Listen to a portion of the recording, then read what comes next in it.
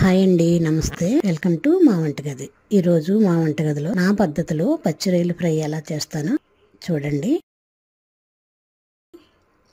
ఇది నా స్టైల్లో చేస్తున్న పచ్చి రొయ్యల వేపుడు. ముందుగా స్టవ్ పై పాన్ పెట్టుకొని 2-3 టేబుల్ స్పూన్ల ఆయిల్ వేసుకుందాం. ఆయిల్ వేడైన తర్వాత నీట్గా చేసిన పచ్చి రొయ్యలు కూడా వేసి దీనిలో నీళ్ళన్నీ పోయేంత వరకు వేయించుకుందాం.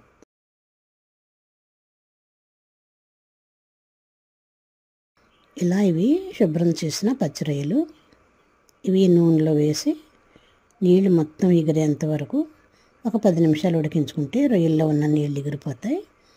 చూసారా, ఇలా ఎగిరిన తర్వాత ఇప్పుడు వేయించుకున్న రొయ్యలను ఒక ప్లేట్లో తీసుకొని పక్కన పెట్టుకుందాం.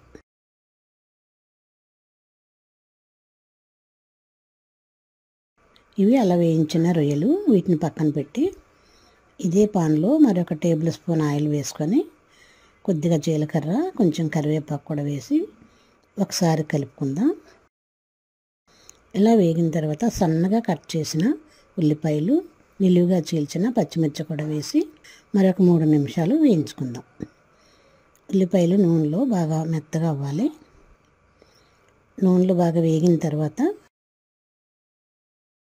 ఇలా ఈ ఉల్లి పచ్చిమిర్చి నూనెలో వేగాయి కదా, ఇప్పుడు మనం దీనిలో ఒక 1/2 టీ స్పూన్ పసుపు, మన కారానికి సరిపడా కారం, నేను 1 టేబుల్ స్పూన్ కారం వేసాను, 1 టేబుల్ స్పూన్ ధనియాల పొడి, రుచికి తగినంత ఉప్పు, 1/2 టీ స్పూన్ అల్లం వెల్లుల్లి పేస్ట్ కూడా వేసి బాగా వేయించుకుందాం.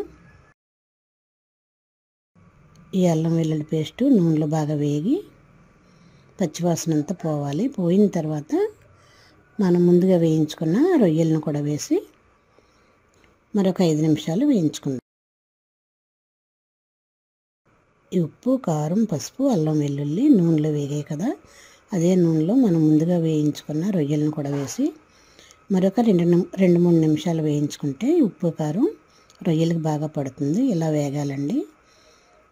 ఇప్పుడు వేగిన తర్వాత వీటిని ఒక ప్లేట్లో తీసుకొని సర్వ్ చేద్దాం.